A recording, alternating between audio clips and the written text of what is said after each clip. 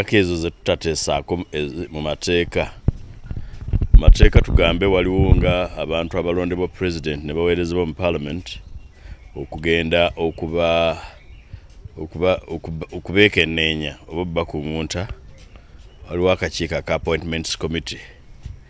bye kateesa ne byekalaba ebyo bye tutakubaganyaako birowoozo. Waliwo akakiiko akatunula mu nsimbi ez'obukesi baziwandiise eza classified ez'ebikusike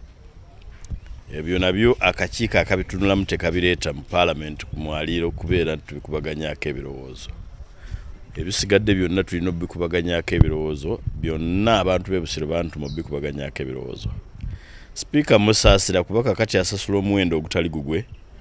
olw'okuba nti ye alina okuddukanya parliament n'omumyuka we kati baba balina okulaba ngeri ki ennungi esinga okuba ennuŋŋamu ababaka gye balina okuba nti buli mubaka asobola okuteesa. Of course waliwo ne mu committees zibeeramu abantu 43 olumu ziba 10 ne wabaawo omubaka ajja n'atuulamu n'afuluma nga talina kyanyeze nga ye ebigambo ebyo tabitegedde kuwolwa nabitegeera enkeera. Naye omuwendo gwasasula gwe gwa Kasobeza Museveni. Kasobeza bw'atuula eri n'asalaasala constituencies mu ngeri emenya amateeka.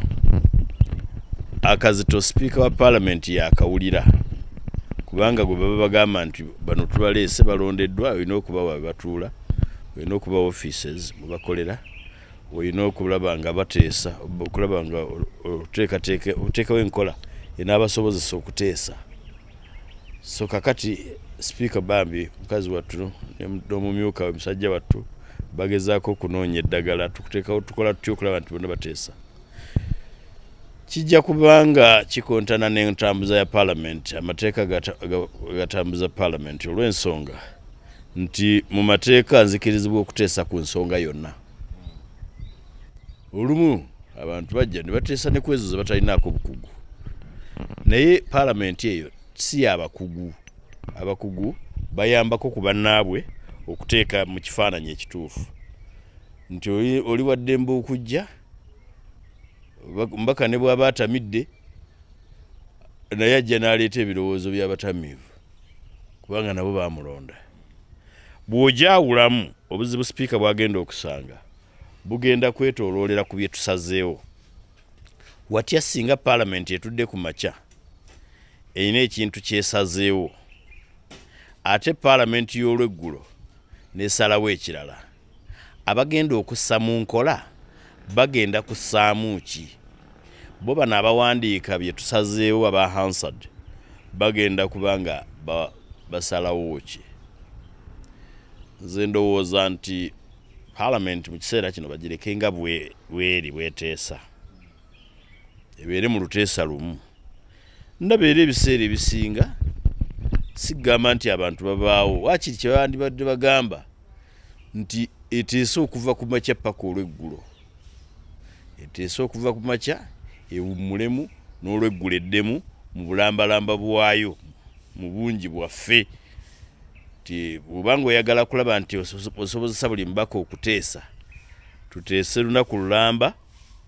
obudde bwonna nga tubuwaddeyo. Ekizibu era ekigenda okuva mu ekyo nti bwe obukiiko butuula ku makya tujja kubanga tetulina business ya lukiiko olwawamu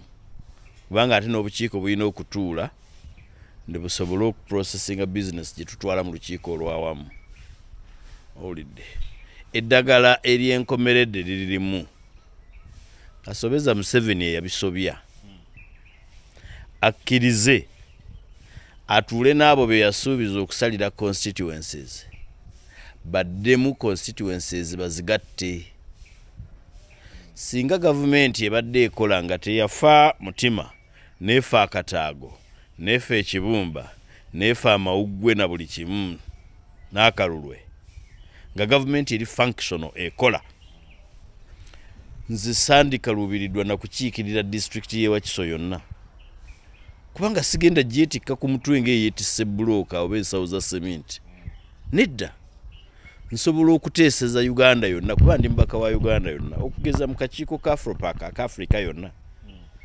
nkiikirira Uganda yonna nenjiteeseza mulabye obuwanvu bwe nnina bwesazeeko nti kubanga kimmenya nedda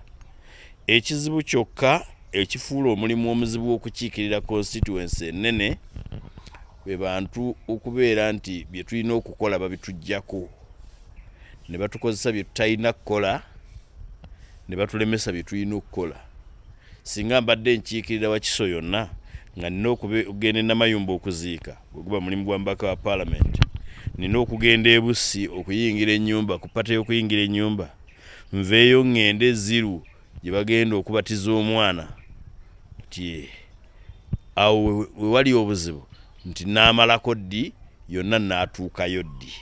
Gwe omuzadde eyitaze essomero erigenda okubangulira omwana wo nga muyiiya mukozi ate ayite ne first grade katukwanjulire Shehan Standard Day and Boarding Primary School abagenda okuteeka ebyensoma by'omwana wo ku mutendera ogusingira ddala empisa eddiini ebyemizannyo n'obuyiiya bwonna tubikulembereza ddala ng'ate ebyokulya n'ebyensula bya mulembe ddala tulira n'entambula eri abayizi abaviira ewala gwe ate omuzadde eyandiyagadde omwana wo okuyita ne first grade totunula obulala wonna okwewandiisa kugendera ddala maaso okuva ku nursery paka ku kibiina ekyomusanvu day ne boarding ng'ate n'ebisale birungi ate bisobokera ddala jjukira nti requirements zonna omwana wo azisanga ku ssomero tusangibwa Lubaga mu Bulwa zone okuliraana 24/7 motel gwe ayagala okumanya ebisingawo tukubire ku nooti 773 73 359 ne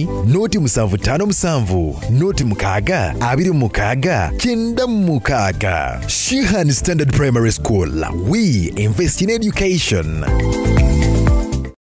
Museveni addeyo asale constituencies nga Ssemateeka bw'agamba kubanga amateeka gamuwa formula Ssemateeka yamuwa formula ngeri ki gy'osalamu constituencies okusinziira ku bunene bwazo n'obungi bw'abantu naye gwe kimanyi nti mu parliament tulinayo mbaka akiikirira abantu 24,000 nga constituency se electoral college nti akiikirira abavubuka oba akiikirira abakadde oba akiikirira baliko obulemu ndowooza yasinga akiikirira abantu abasinga obutono singa oba obuuzizza abajaasi tulina abajaasi bameka abakiikirirwa ababaka 10 era bo mu barracks za Uganda yonna bagendayo ddi okubabuulira ebifudde mu parliament babibuulira Museveni ne mutabani we Nzaalambi owulidde so nze ndowooza nti tuddeyo ku nnono abasajja abakola constitution yaffe baali basajja bategeevu bakola okunoonyereza okumala ne basala constituencies ne balagira zisalibwe okusinziira ku ebyo byenkugambye obunene bwayo n'obungi bw'abantu naye osanga egombolola nga naye ekiikirirwa mu parliament oyo yandibadde kansala akiika ku district owulidde ekirala Museveni akikola kulyaza amaanyizaamu Buganda bw'ogenda okutunuulira constituencies za Buganda ze zisinga obunene ze zisinga abantu abangi Buganda kati eri mu babaka bugattawamu nga 98 Buganda bw'ogendera ku formula eri mu constitution yandibadde ekiikirirwa ababaka nga 15 kuba kati bw'otunuulira population wise eno constituency yandibaddemu ababaka nga 4 eyange nze kugaye sikiririza mu kugujula butundu administrative centers kubanga the coastal public administration sente z'okuddukanya eggwanga zigejja nze constituency ya Busiro East mu bunene bwayo ne mu bungi bw'abantu ngisobola era ne bwogattako ettundutundu ne bwogattako Busiro North n'ogattako Busiro South nzisobola lwa nsonga sizeetikka nga nsawo za cement naye constitution ku kyegamba obungi bw'abantu mitwalo nga 10 nze ndi mukakadde owulidde actually ndowooza mitwalo 25 gyandibadde kiikirirwa omuntu omu nze ndi mukakadde kaakati awo babaka 4 naye bw'ogenda ewaabwe ye Bunyankole Museveni ojja kugenda okusanga ng'omuntu akiikirira abantu 1,000 yibwe afuna obululu 1000 abasigadde abamuvuganyiza ne bagabana akakaaga nga naye ajja bulungi nnyo ng'atuula nsinga n'omusaala era kugaba wakitalo era yagafa abali mu gavumenti olidde obwe buli azaamaanya Museveni bwakoze ku Buganda era juzi bwe tumala omuwangula nanyiga nnyo bampangula batya mu Uganda yonna twamuwangula Museveni era yensoga singa ebunyankole baali bamwagala nnyo lwaki yakabba eisingiro n'akozesa amagye okugenda okutiikinga lwaki ebushenyi bakozesa forged DR forms obanga yabe ebushenyi bamwagala akkirize nti ebbanga lyakalakase Uganda abantu bamukyaye abamu bamukyaye mu butuufu abalala bamukyaye mu bukyamu olidde ninga nze ndowooza nti ebimukyayise ebimu bitegeerekeka aluddeko nnyo enguzi yeriisa nkuuli atulugunya abantu abuzaawo abantu abalala bafa obwavu bweyongedde abanyagiddwako ebibanja babinyaze ate babinyagisa magye olidde amagye agakozesa bubi ebimukyayisa bingi kati nze amwagala muwa amagezi addeyo ku basics ebintu ebiri basic elementary ebitandikirwako abantu abokumanya okutandikirwako bye bakola ekisooka bamuteerawo ekkomo ku bisanja okubijjako akavuyo ke yakola mu parliament okamanyi ne bateekawo ekkomo ku myaka bwe yakaddiwa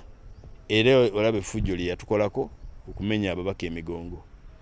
olidde obwonna si bubonero bwa laavu bubonero bwa kukyayibwa nti abantu bankyaye kamba abonereze na miggo n'olwekyo sipiika musaasira naye ebyo gy'alaga nedda ajja kuwaba